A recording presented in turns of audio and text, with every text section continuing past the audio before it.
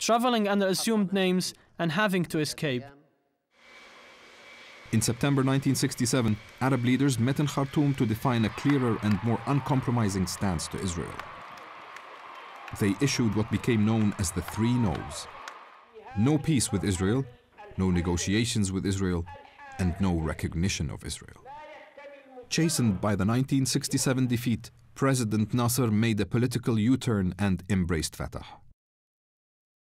ومنا من كان ناصريا وأصبح قال فيش هناك حزب ناصر قلت يا سيادة الرئيس أنا ناصر. A group of us in Fatah went to Egypt and we finally met with Nasser. I told him I was a Nasserist. I said we are a group of young men who believed in their God and country and were intent on liberating it. He said Egypt would from now on share everything with us. Egypt began providing training and support for Fatah's guerrillas on the condition that operations not be mounted from Egyptian territory. Jordan quickly became the springboard of attack. The government in Amman could only stand by and watch. In March 1968, Palestinian guerrillas attacked a bus, killing 2 Israelis. Defense Minister Moshe Dayan vowed to teach the Palestinians a lesson. The target was the Jordanian village of Karame in the Jordan Valley, which had become a Fatah stronghold.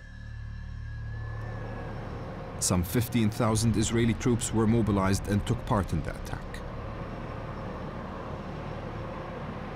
The Palestinian defenders put up a stiff resistance.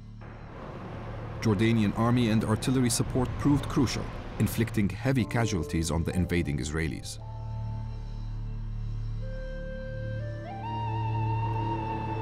But not all Palestinian factions had favored a fight. Some had withdrawn from Karame on the eve of the battle, leaving only Arafat's Fatah in the field.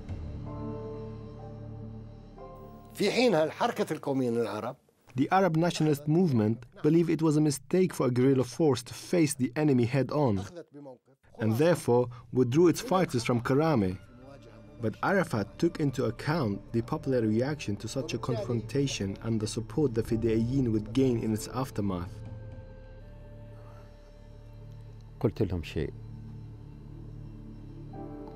إحنا كأمة عربية. The Jordanian chief of staff and the commander of the Iraqi forces tried to convince me to withdraw from Karama. خلينا نصمد فيها. وخلينا نستشهد فيها. I told them after the defeat of 1967, we took an oath to fight to the very end, and even if it meant martyrdom.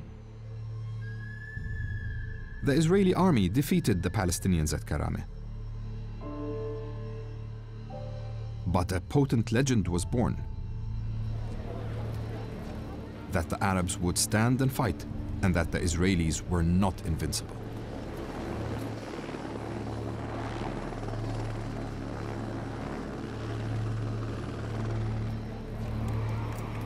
Karame proved a tremendous boost to Arafat's Fatah movement.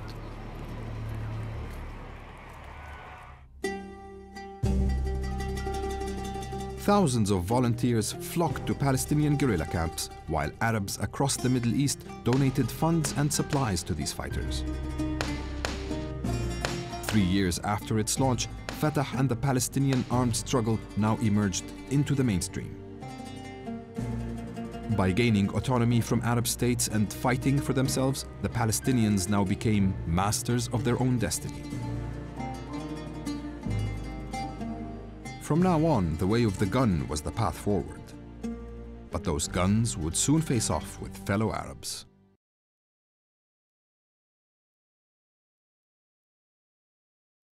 A history of guerrilla warfare, a place on the global stage. The PLO gaining strength, their revolutionary zeal knowing no bounds. But did a series of violent acts by their splinter groups damage the Palestinian cause, or ensure its survival? Chronicling the turbulent story of the struggle for a Palestinian homeland. PLO, History of a Revolution, at this time on AlJazeera. Business Latest is brought to you by Capco in just about everything.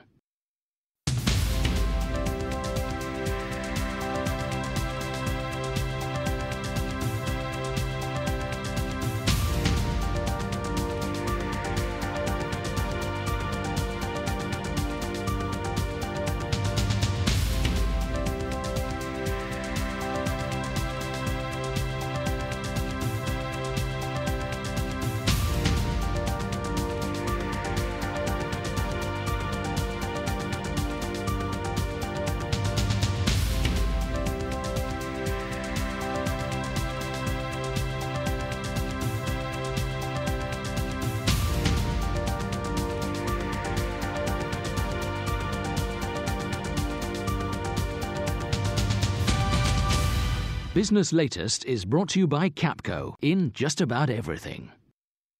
Whether it's nature or man-made, an event or a memory, time affects our perception and tests our will. Places we go and things we see determine what we know and who we are.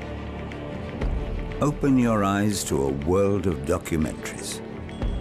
Witness at this time on Al Jazeera.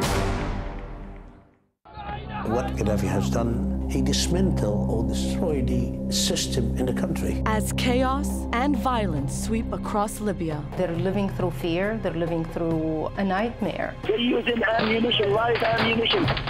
Al Jazeera hears from those who have lived in fear of Gaddafi's regime. We don't want him to leave. We want to arrest him. 42 years is too much. Libya, a state of terror. At this time on Al Jazeera. Afghanistan is faced with a huge challenge. Relations have gone really sour between us and our allies. We have inflicted considerable damage on the enemy. The people who make international headlines. Ultimately, the truth will out. They want to stop this publication of information that embarrasses them. Make time for Sir David Frost. Frost over the world. At this time on Al Jazeera.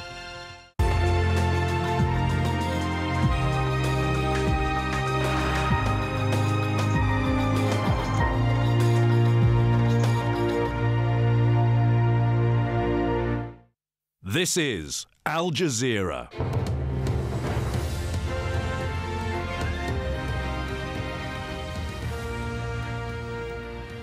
Hello there, welcome to the News Hour. I'm Shuli Ghosh from Al Jazeera's news centres in Doha and live from Benghazi, AlJazeera, Sana'a and Paris. These are the main stories. Libya's opposition says Gaddafi has offered to step down if he can avoid prosecution. The government says that's absolute nonsense. This as Gaddafi's forces fight back, bombing Ras Lanuf in the east and surrounding AlZawiya to the west. I'm Jackie Rowland in eastern Libya, where rebel fighters are facing strong resistance from pro-Gaddafi forces. As Yemenis continue their protests, prisoners join in with one inmate killed in riots. And 25 dead and dozens more injured in a blast at a petrol station in Pakistan.